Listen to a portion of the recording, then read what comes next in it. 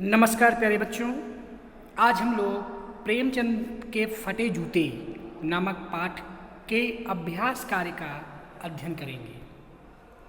प्रश्न नंबर 1 है, हरिशंकर परसाई ने प्रेमचंद जी का जो शब्द चित्र हमारे सामने प्रस्तुत किया है उससे प्रेमचंद के चित्र की कौन सी विशेषताएं उभर कर आती हैं?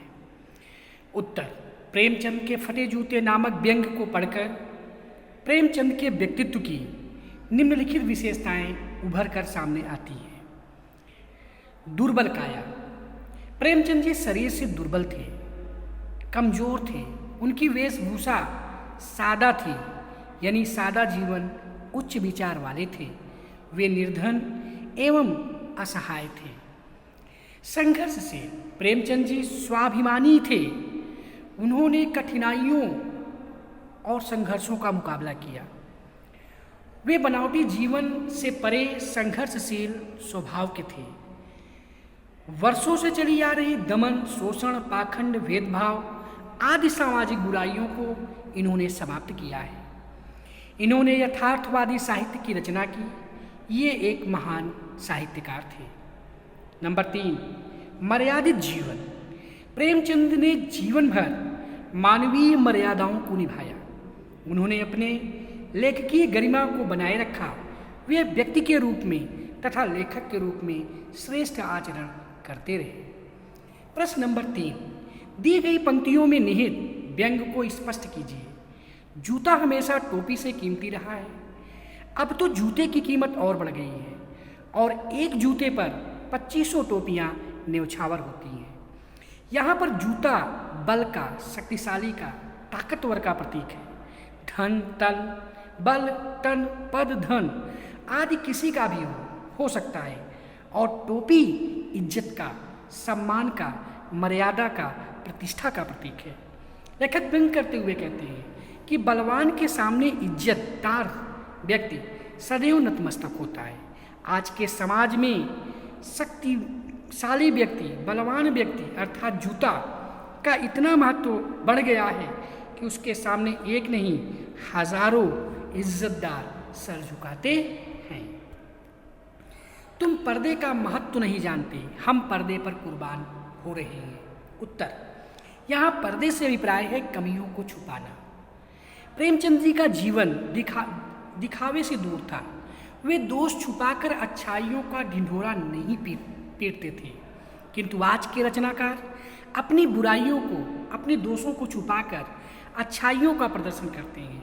यही बात प्रेमचंद जी ने इस रचना में कही है।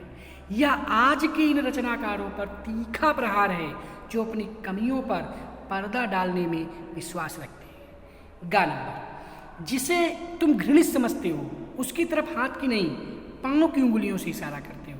उत्तर, लेखक कहता है कि प्रेमचंद ने समाज में जिसे भी घृणा योग्य समझा उसकी ओर हाथ की उंगली से नहीं बल्कि अपने पांव की उंगली से इशारा किया, अर्थात उसे अपनी ठोकरों पर रखा, अपने जूते की नोक पर रखा, उसके विरुद्ध कई संघर्ष किए।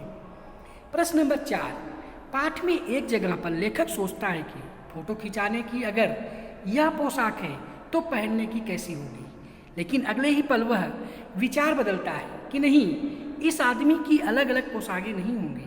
आपके अनुसार इस संदर्भ में प्रेमचंद जी के बारे में लेखक के विचार बदलने की क्या वजह हो सकती है? मेरे विचार से प्रेमचंद जी के बारे में लेखक का विचार यह रहा होगा कि समाज की परंपरा है कि वह अच्छे अवसरों पर पहनने के लिए अपने वे कपड़े अलग रखता है जिन्हें वह अच्छा समझता है। प्रेमचंद के कपड़े ऐसे ना थे जो फोटो खिंचाने लायक होते। ऐसे में घर पहनने वाले कपड़े और भी खराब होते। लेखक को तुरंत यह ध्यान आता है कि प्रेमचंद जी सादगी पसंद है, सादा जीवन, उच्च विचार वाले हैं, आडंबर तथा दिखावे से दूर रहने वाले व्यक्ति हैं। उनका रहन सहन दूसरों से अलग है, इसलिए उसने टिप्पणी बदल दी। प्रश्न नंबर 5, आपने यह व्यंग पढ़ा, इसे पढ़कर आपको लेखक की कौन सी बातें आकर्षित करती हैं? मुझे इस व्यंग में सबसे आकर्षक बात लगती है विस्तारण शैली। लेखक एक संदर्भ से दूसरे संदर्भ की ओर बढ़ता चला जाता है। वह बूंद में समुद्र खोजने का प्रयत्न करता है। जैसे बीज में से क्रमशः अंकुर का, फिर पल्लव का, फिर पौधे और तने का तथा अंत में फूल फल का विकास होता चला जाता है, उसी प्रकार इस निबंध में प्रेमचंद के फटे जूते से बात शुरू होती है। वह बात खुलते खुलते प्रेमचंद जी के पूरे व्यक्तित्व को उद्घाटित कर देती है। बात से बात निकालने की यह व्यंग्य शैली बहुत आकर्षक बन पड़ी है। प्रश्न नंबर 6, पाठ में टीले शब्द का प्रयोग किन संदर्भों को इंगित करने के लिए किया गया हो? टीला शब्द राह में आने वाली बाधा का प्रतीक है। जिस तरह चलते चलते रास्ते में टीला आ जाने पर व्यक्ति उसे पार करने के लिए विशेष विश्राम करते हुए सावधानी से आगे बढ़ना पड़ता है, उसी प्रकार सामाजिक विषमता, छुआछूत, गरीबी, निरक्षरता, अंधविश्वास आदि भी मनुष्य की उन्नति में बाधक बनती हैं। इन्हीं बुराइयों के संदर्भ में टीले शब्द का प्रयोग हुआ है। प्रश्न नंबर 7, प्रेमचंद के फटे जूते को आधार बनाकर परसाई जी ने यह व्यंग्य लिखा है। आप भी किसी व्यक्ति की पोशाक को आधार बनाकर एक व्यंग्य लिखिए। इस प्रश्न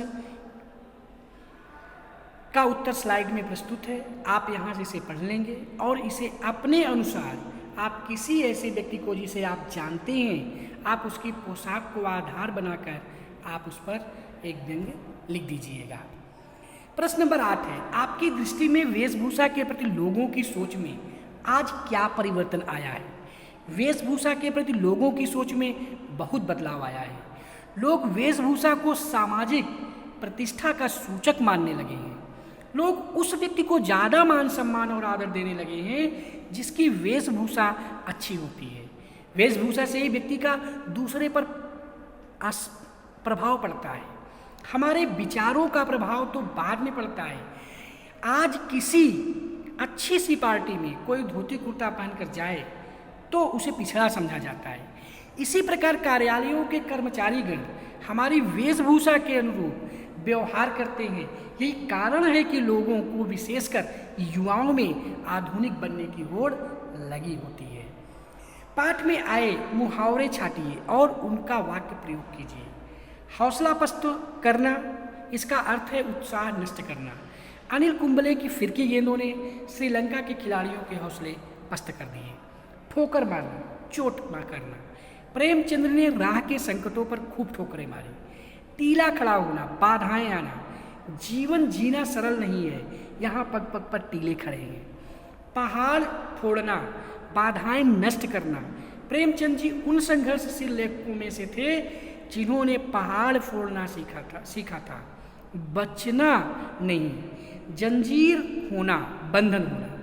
स्वतंत्रता से जीने वाले पथ की सब जंजीरें तोड़कर आगे बढ़ते हैं। इस तरह से हम लोगों ने